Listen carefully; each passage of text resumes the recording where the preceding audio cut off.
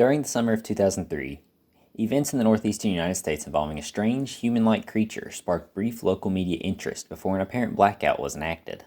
Little or no information was left intact, as most online and written accounts of the creature were mysteriously destroyed.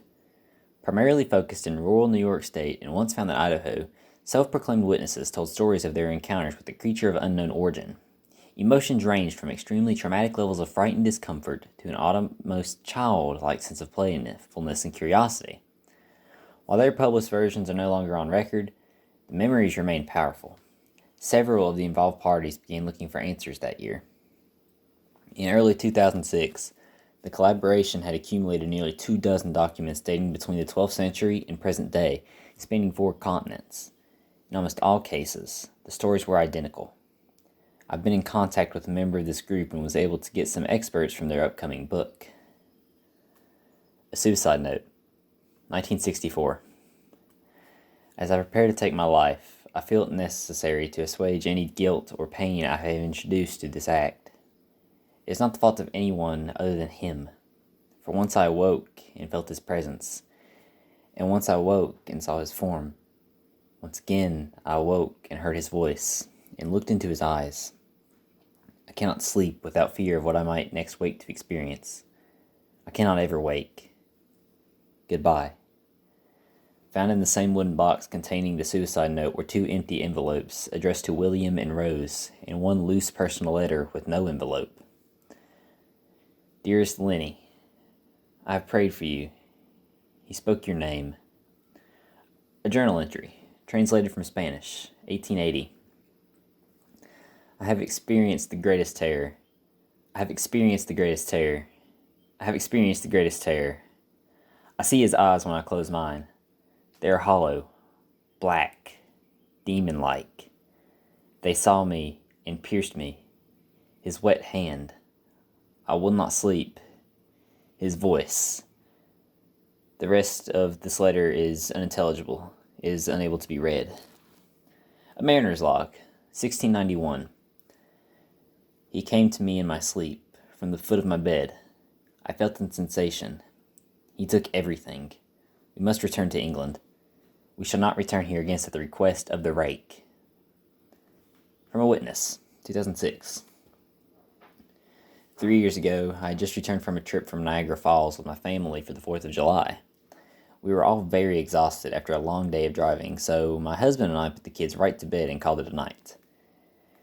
At about 4 a.m., I woke up thinking my husband had gotten up to use the restroom. I used the moment to steal back the sheets, only to wake to him next to me. I apologized and told him I thought he had gone out of bed. When he turned to face me, he gasped and pulled his feet up from the end of the bed so quickly his knee almost knocked me out of the bed. He then grabbed me and said nothing. After adjusting to the dark for a half a second, I was able to see what caused the strange reaction. At the foot of the bed, sitting and facing away from us, there's what appeared to be a naked man, or a large hairless dog of some sort. Its body position was disturbing and unnatural, as if it had been hit by a car or something. For some reason, I was not instantly frightened by it, but more concerned as to its condition. At this point, I was somewhat under the assumption that we were supposed to help him. My husband was peering over his arm and knee, tucked into the fetal position, occasionally glancing at me before returning to the creature. In a flurry of motion, the creature scrambled around the side of the bed, and then crawled quickly in a flailing sort of motion right along the bed, until it was less than a foot from my husband's face. The creature was completely silent for about 30 seconds, or probably closer to 5. It just seemed like a while. Just looking at my husband. The creature then placed his hand on its knee, and ran into the hallway, leading to the kids' room. I screamed and ran for the light switch, planning to stop him before he hurt my children. When I got to the hall, the light from the bedroom was enough to see it crouching and hunched over about 20 feet away. He turned around and looked directly at me, covered in blood. I flipped the switch on my wall and saw my daughter, Clara.